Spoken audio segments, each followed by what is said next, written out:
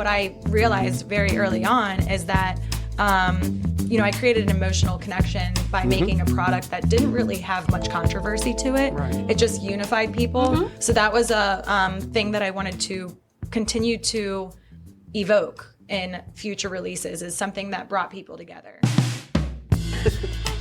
Hey everyone, and welcome to another fun-filled episode of the Maryland Living Podcast. I'm John Reynolds. I'm here with my co-host Pete FETTIG and Megan Burke. We have a really exciting episode to share with our listeners today, right, Megan? We do, and we are so excited about this particular guest. We shared this on the podcast when we talked with her, but she was really at the very top of our list of podcast guests when we first started doing this. And I feel like she doesn't really need an introduction because I've been talking about her, and I know you guys have been too the last few weeks. And everyone knows her and loves her. She is the founder of Route 1 Apparel, Allie Von Paris. And she sat down with us last week. She shared her story of not only how she got started, but really how she grew her business. And one thing that I think is just fantastic about her is her enthusiasm and her passion for Maryland. It's absolutely contagious, and I think you guys will really be able to feel it through the podcast. Let's give it a listen.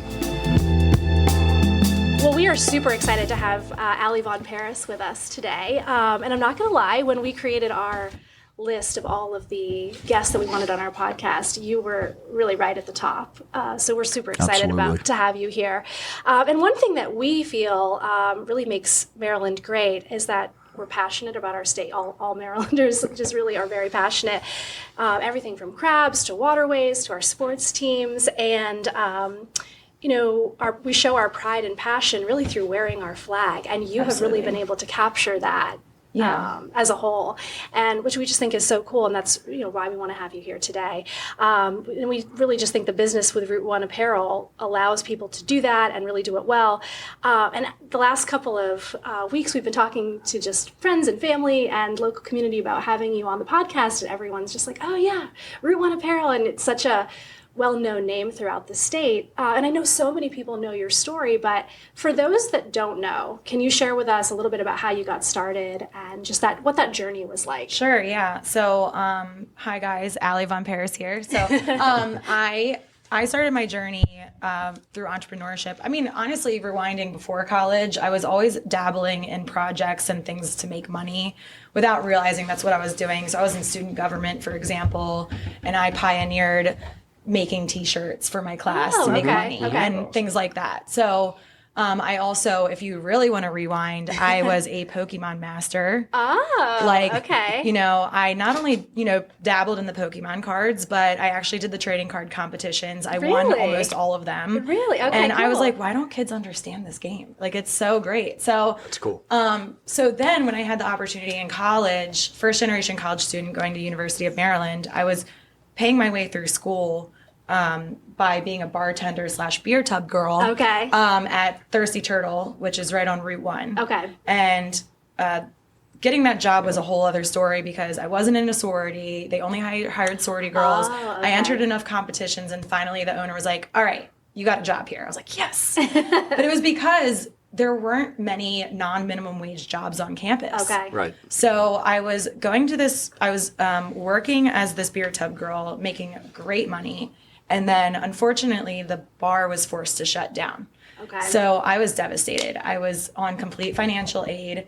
I didn't know what I was going to do for work. And I remember one of my last shifts, one of the kitchen guys was like, do you need money? Because I was upset. I was really upset. Yeah. And I was like, you know what? Just you snap out of it. Like, you're going to an amazing school. There's so much opportunity in front of you. And around that same time, I was seeing all these people sharing their memories of the bar on social media.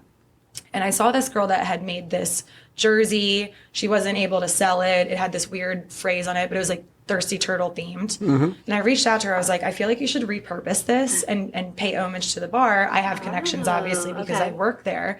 So I came up with this new phrase, and I curated it. I launched on my social media. And within a day or two, I was having thousands of messages on my Instagram or on my Facebook.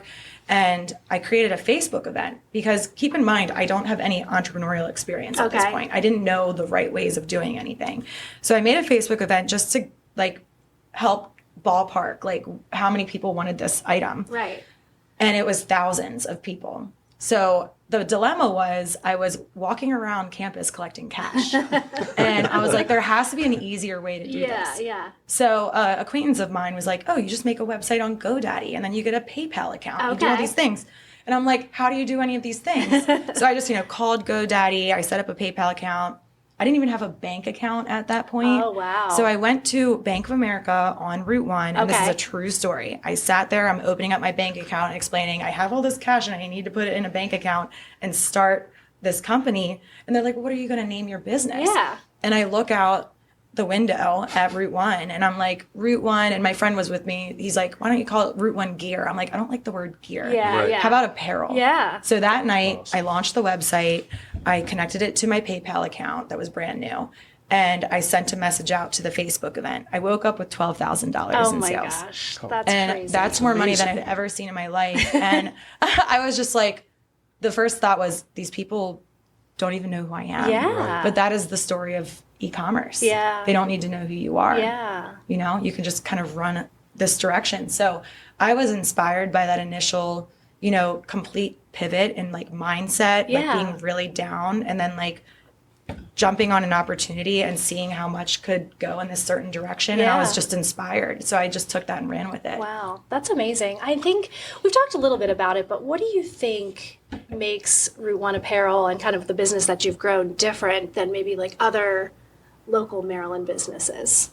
So my story has always been authentic.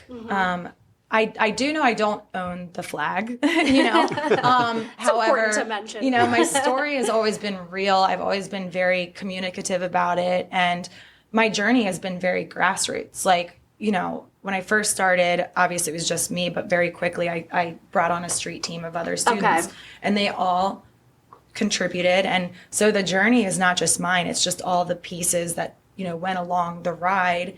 And then, little things like, my first licensing deal was with the University of Maryland, but it was because I was doing off-brand collegiate clothing. They're like, let's do this the official way. So I kind of always did something. I always wanted to focus on unique and new and original. Okay. And of course, over the years, I had some people like copy my exact design and stuff like that. Sure.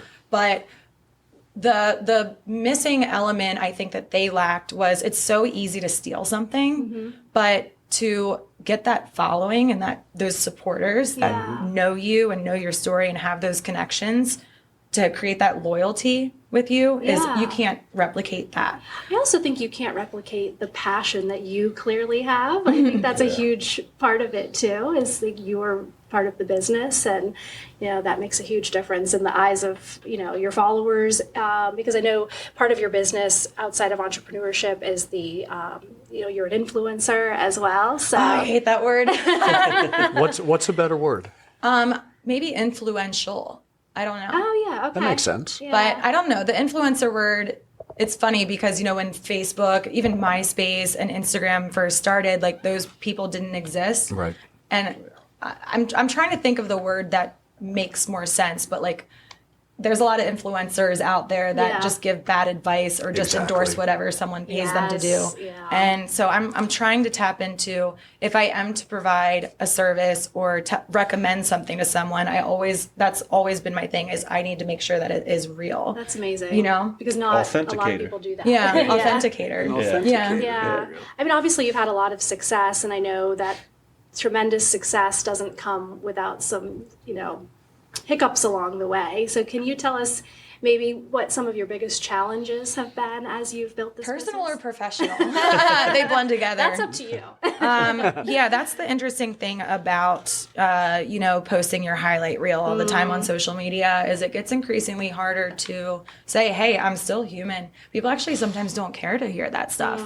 Or they're like, oh, you have it so good. Like, why do you want to say this or that? But I will say the more that I've opened up about negative experiences that I've had, even if it's not on a public platform, just to friends and people that I confide in, it builds so much more authentic relationships. Yeah. But with regard to, those hiccups, well, first I'll say that I've had a lot of challenges, but when you think about the challenge and how you grew from those, like I never look back and regret anything that I've been through.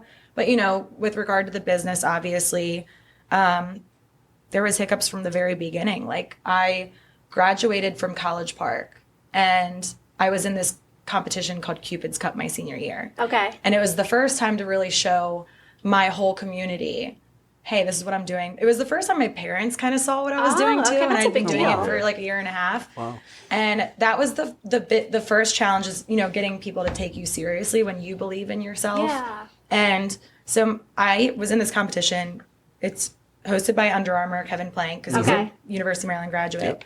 And great competition. I was so confident that I was going to win this $15,000 seed funding as a senior to kind of show my parents and my community that, hey, this is viable. I can continue to do this. I built something here. Yeah. And long story short with that, I was rejected in front of 600 people. Oh my gosh. One of the judges, who I won't name, but you can kind of assume who it may be, was like, I really don't see this being sustainable, but when it doesn't work out, I'd love for you to work for me. Oh. And mindset is everything. Back then, I was a little over cocky, maybe. Like, I was resilient. Yeah. I was like, I know that I can do more with this. So I took all of that, what could have been rejection, and I put it as fuel to prove him wrong and prove all the people, including my parents, are like, all right, get a real job now. Like, I was like, just give me the summer, you know? And that first rejection, that hiccup where I could have given up then, I took that summer to launch my first custom product, and I ended up selling out all units. It was a Maryland flag bikini before it came in stock. So, the hiccups, I am grateful that I've had a lot of very interesting curveballs that I didn't anticipate. Okay. But then with patience and time, like, it all comes full circle. Okay. Whether someone screws you over, they definitely get their karma. It might take a year or two. But some of those battles, especially, like, I've had a few lately where I feel like, man, this is an adult problem. Right. This is a challenge where I really just had to, like, tap into my inner patience and zen and, like, just be calm and, find the ways to channel that. It gets hard sometimes. Yeah. So I think there's a lot of people who want to build their own business. What advice would you give them to kind of start down that path? So what I did was I just always jumped in and figured it out as I went along. However, sometimes if you do that and the problems are too big for you to handle, that can be a problem. I would say the two things that I wish I did a little differently was hire help sooner. Okay. And then really learn and research and find the right, like, agency type people that you can build around you, like the best accountant, the best financial advisor, like all of these different strategists, because you can't really do it alone forever. And I mean, you can identify what you want to sacrifice in your life if you want to do it solo, but you're going to end up just hurting yourself in the end if you don't make sure you get those other pieces in place. It took me 2 or 3 years to hire my first real employee. Really? Okay. And it was like a weird addiction thing of control before that, where I was like, I want to pack every order. I want to wait in line at the post office. I think we all kind of default to that. Yeah, we do that a lot. Even we're on a real estate team,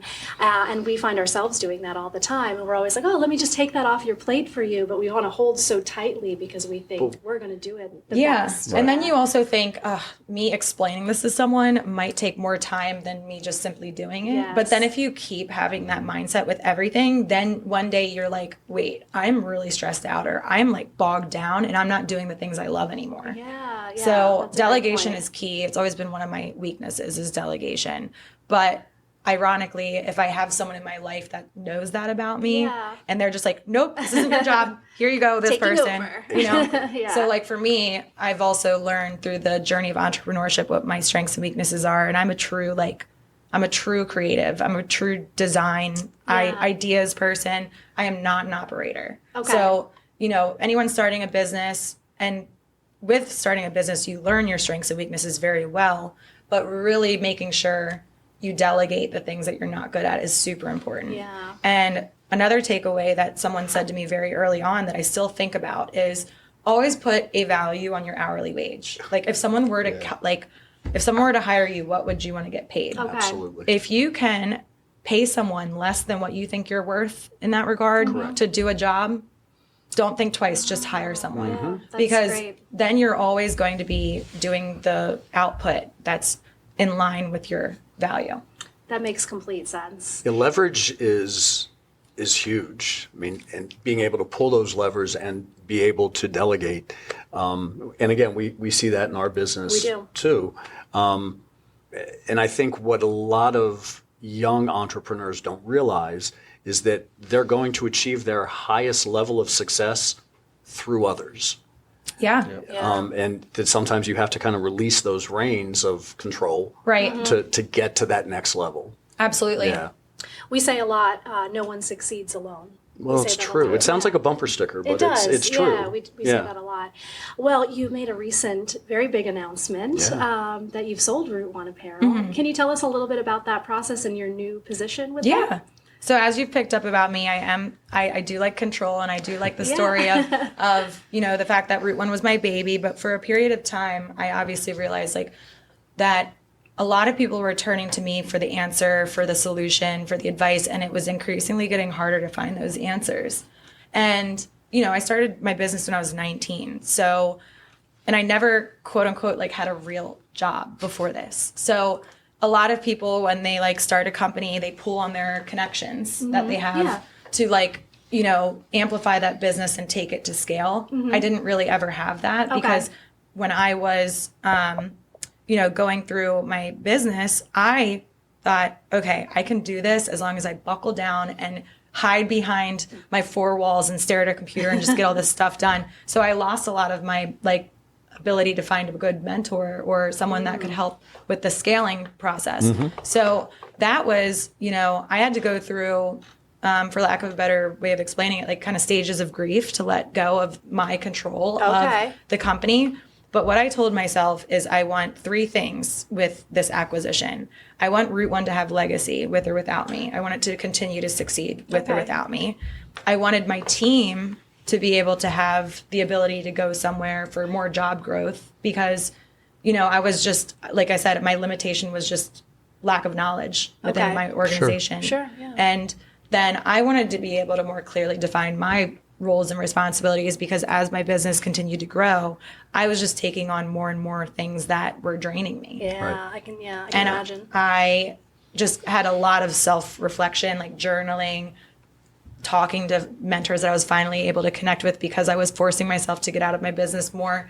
And I just was I just got to pull the trigger. Okay. And thankfully, I had a really great partnership that I saw in Maryland Brands. Garrett Pfeiffer is the CEO.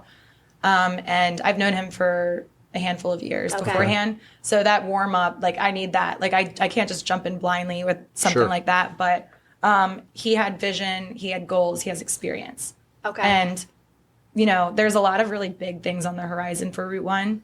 And I didn't want to feel like all of that was a burden on my back.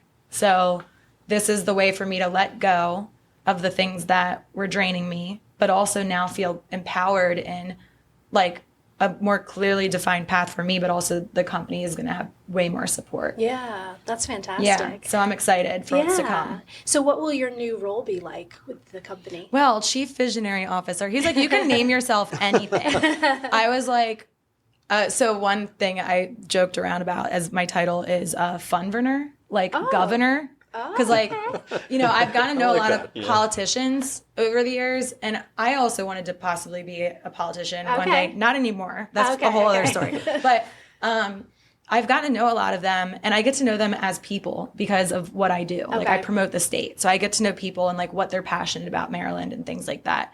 But, I don't like the political side of it, but I like promoting the state. So I'm if I were in a political, realm, I would want to be not the governor, but the funver, do all the fun stuff of Maryland. Yeah. But I was people might not understand that title. So I thought of Chief Visionary Officer because at the end of the day, where I feel like I'm best served is with ideas. I love doing the ideas. And then this way, if I have a title like that, it forces me to say, you're going to do it though. You're going to operate that or you're going to execute on it. But I'll provide you a list of 400 different ways to solve a problem. And then you can just, take the lead from there. Oh, nice. Or Okay. not even solve a problem, but just like new ideas. Yeah. I just love new ideas. Yeah, It's that's a constant. amazing. So That's like really exciting. One thing that we ask all of our podcast guests is, and as someone who is so passionate about Maryland, what are your favorite things about Maryland? Maybe favorite restaurants or things you like to frequent, or just something that you're really passionate about?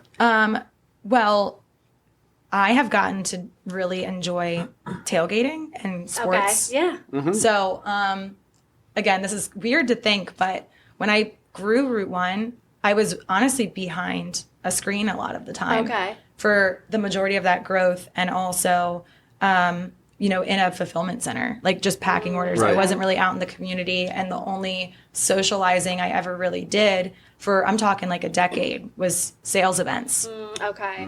And sales events like had an interesting I loved sales events, but also it's a lot of work setting them up, Okay. breaking them down. So these past couple of years I've already been embracing the role of like brand ambassador to Route 1 and the state. So I've been able to get out and about, and this might be silly, but like I haven't explored a lot of the state until more recently. Oh, okay. And the first thing I love is just the bridge between, I mean, we obviously have a really strong culture here, but the state itself is so diverse and Yes. unique. Yeah. And also the fact that we're so close to the capital, so much history.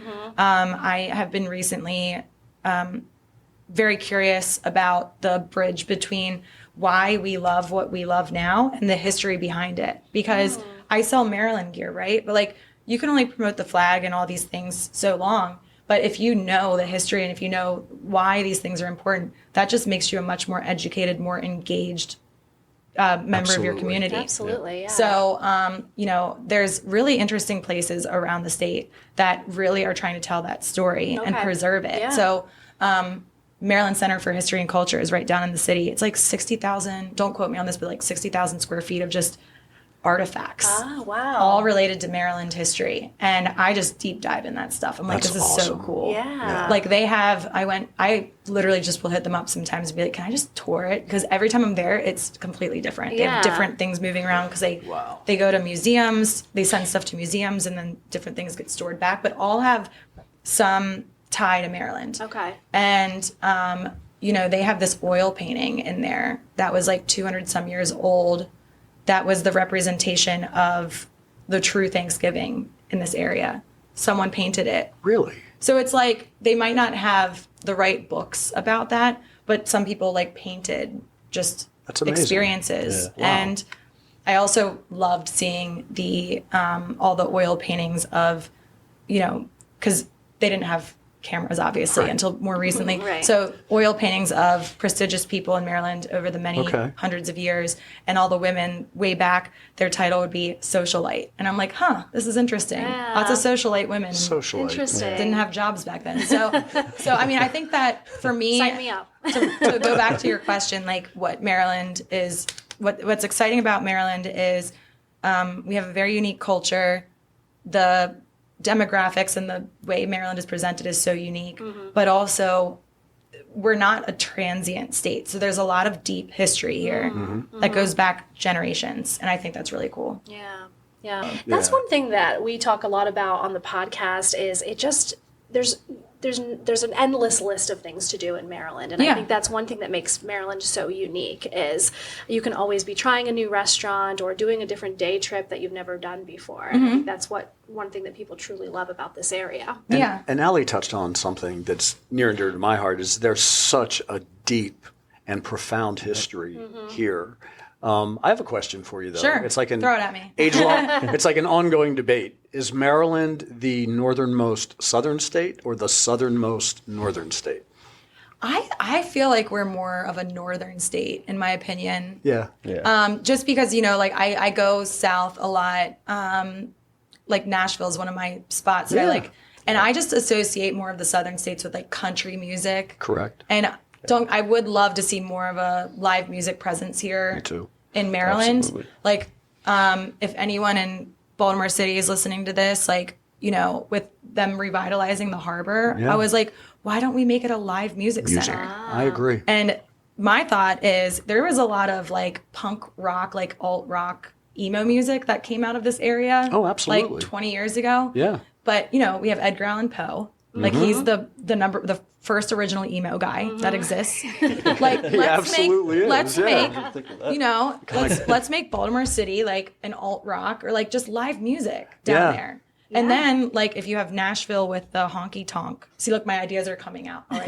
If you have, Nashville with the honky tonk buses, you have all those little pirate ships that they have in the harbor. So instead of a honky tonk bus, you just get all these little boats going around and woo woo. Oh, people love that. It's interesting you said that. I remember maybe it was 10, 15, it might have been 20 years ago, but Rolling Stone magazine like named Baltimore like as having the #1 music scene in the country. And then I went to school with All Time Low. I saw their whole like But then development nothing. from But- 6th grade. Really? Like, they were in 8th grade. I was in 6th grade.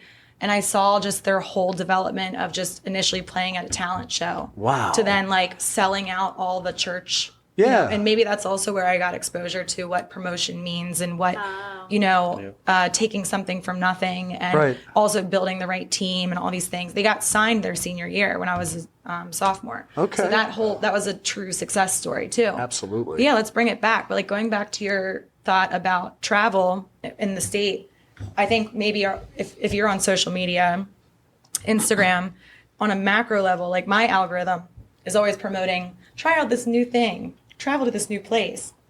I think that's all great. And I see it like influencing, my friend group where they always want to like book a flight somewhere or go somewhere. But whereas I'm saying you can also spend that time here in the Yes. state, so similarly, like where you're fairly like booking a flight and you want to go to like Iceland for the weekend or whatever, Right. you can do that here. Yeah. Save a lot of money, first of all, but also like there's a lot of really cool things to do. Really cool. And it's cool that we're so spread out. We've got the mountains, and then we've got the beach, and there's the city. So we're touching it all here. Yeah, which for is sure. just so great. Yeah. It's a little bit for everyone. So I definitely like that. Now, don't get me wrong. I'm not a like snow, like I don't like the winter too much. I Yeah. tolerate it. But yeah, this past snowstorm that we had where it was on the ground for a little bit too long, in my Yeah. opinion. I was like, all right, it's agree. pretty. Let's move on. But yeah. yeah. So I was last year, the year before, I was out in St. Louis visiting my son and his wife. And they took us to this farmer's market. It was very crowded. It was a cold day. And we're, doing the farmer's market thing. And there was a young couple walking by, and they had like a golden retriever on a leash. And it caught my eye, but I looked at the dog, and the dog had a Maryland collar around its neck. And I was like, wait, are you guys from Maryland? So I ended up having this really nice conversation with this young couple who had recently come to St. Louis. They lived in Maryland. They got the dog collar from you. We talked about where they grew up, where they went to high school, where they went to college, and all of that. And I just thought that was really great. And I heard an interview that you gave about a year ago or so, and it kind of put a nice exclamation point on this story that I'm sharing. Yeah. Is you talked about a mission with Route 1 Apparel of community through clothing. Yep. Community. And that through was clothing. exactly what that was. And I just think that's so profound because, the truth of the matter is we live in very divided times Right, right now. absolutely. And then we had COVID, which kind of forced us to be Right. even more divided. But you were there kind of bringing us together, which I think is awesome. So thank you for that. I'm glad you brought that up because it brings me back to why I started the business. Well, why I continued to pursue my company was because, in a very trying time, like this bar, even though in ways it was just a bar, but like to everyone, it was a very impassioned situation when this bar was shut down. And so this jersey that I made to commemorate the bar brought people together. It was like and what I realized very early on is that, I created an emotional connection by making a product that didn't really have much controversy to it. Right. It just unified people. So that was a thing that I wanted to continue to evoke in future releases, is something that brought people together. Because I thought, okay, you could wear, branded merchandise, like you can name a bunch of brands that people wear, but it's not something that someone's like, oh, like we both share this passion for this Louis Vuitton bag. Let's talk Right, about your right. history with Louis, you know, or even sports. Like sports are great and they do open up some dialogue, but it also creates some dividedness, right? So like what kind of clothing can you make that doesn't necessarily create controversy, but also allows people to open that door and just feel less of that weird feeling that we get, which I feel like is even increasingly happening more, where people don't feel comfortable like just simply talking to people in person. Correct. And so I really like, that's been something that's been very passionate for me to continue, is allow to design items that has familiarity amongst multiple people, even if you're don't know that person, but you have that ability to feel comfortable just simply sparking conversation. Very nice. And similarly to that, like, you know, we've done all these sales events over the years, and then post-COVID, we stopped doing sales events. And then my team was like pitching to me this idea of doing sales events at our warehouse. And I was like, I don't know about that, because like, who's going to come if we're just the only vendor? We had 1,000 people show up. Wow. And what I noticed too, because I have an insiders Facebook group, it's our VIP customers. They have to spend at least $300 with us or place 5 orders with us. They were meeting each other at this event. And they increasingly are meeting each other at these events. And then they're even building a stronger community on our internet, on our Facebook group that we have with each other because of what they're, how they're communicating with each other in person at these events. So I like that. Yeah. So how do I do that in a larger way? I'm journeying through that, but that's kind of my goal, is to continue to do that. That's that legacy that you were talking about earlier. It's tremendous. Yeah. Wow. So. Well, we just want to say thank you for doing this. I mean, we're super excited to sit down with you and learn more about your story. Where can people find you? So business-wise, anything with the word Route 1 Apparel is us. Right. Route 1 Apparel on Instagram, Route 1 Apparel on Facebook, route1apparel.com. Our website is open 24/7. You can shop at any time. I like to joke about that. And then me personally, I'm Ali Von Paris. Same thing, ALI. Short for Alexandra. Okay. I get Ali a lot. And do they're like, you? wait, Okay. you don't look like an Ali. I'm like, no. But yeah, Ali Von Paris, same thing. I'm mostly active on Instagram. I don't really do the Facebook thing too much. I deleted my TikTok. That's super distracting. Yeah, it is. I Yeah. did too. I couldn't do it anymore. Yeah. It is very distracting and not a valuable use of my time. Not a valuable use of your time. We say that a lot. And I'm literally wearing my Old Bay socks today. I love that. So I kind of feel like that person who turns on a light bulb and meets Thomas Edison or something. So thank you. I can close on my story about Old Bay if you'd like. Yeah. So one other thing about me is I actually embrace no's. Like if someone rejects like my belief, like I'm like, all right, just more reason to prove you wrong. I love my relationship with McCormick and Old Bay, but it took 2 years to get a licensing deal with them. Wow. And you know what I did? And it was very convenient. They only are 15 minutes away from where I live. So I would show up there like once a week with little gifts and like, you know, dress up in an all Maryland flag outfit. And I basically got around to the person that I had to meet. That person was kind of preoccupied and didn't want to meet with me for a bit, because that was the one thing that I always was fighting was I understand what my brand identity was then. I was like a 23-year-old female at the time that can act a little ditzy, doesn't know all the right answers, but I knew that I could like prove it in the pudding kind of thing. So he finally had a meeting with me and he's like, you were so annoying. He's like, I just finally had to just like sit down with you. And I had this whole plan. I was like, just give me like 6 months to show you. Right. And fast forward during COVID, we had our highest growth year. They also, you know, unfortunately they were releasing the Old Bay hot sauce. All the restaurants canceled the POs. So they had tens of thousands of units of Old Bay hot sauce that they couldn't sell. And I said, let me try to sell that for you. Oh. Wow. We ended up getting their hot sauce #1 ranked on Amazon. Fantastic. We had incredible growth with them. We donated $2 million worth of masks during the pandemic. A lot of those were Old Bay themed masks because that was one of our top 7 designs. And then, you know, McCormick and my Old Bay partner ended up selecting me. They're in this thing called Splice Licensing Summit. I can't tell you what the acronym stands for, but in order to qualify, you have to have over $1 billion of sales as a company or $100 million of royalties. So that's what McCormick was. I spoke on behalf of McCormick in front of Coca-Cola, Hershey, all of these people. And so that was, you know, again, one of those full circle moments for me is I had the confidence to prove that person wrong. It took some time, but where he always tells that story too. Nice. You know, like giving me a chance Yeah. and then how it turned out. Yeah. So, yeah, I think it was a really cool way to do. Absolutely. And now we have some sick Old Bay gear for you.